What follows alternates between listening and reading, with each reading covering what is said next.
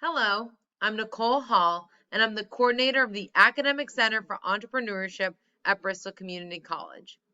I'm here to tell you about our exciting new event.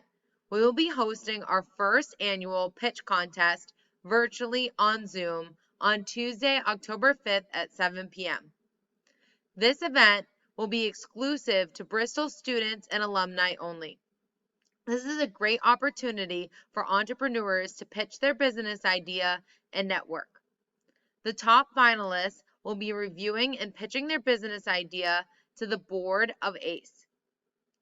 Applications will be open from Monday, August 2nd to Friday, September 24th. Applications will be processed through Google Forms. Be sure to apply today. We look forward to reviewing your application and we wish all applicants the best of luck. For more information on this event, be sure to check us out and follow us on Facebook at ACE Bristol CC.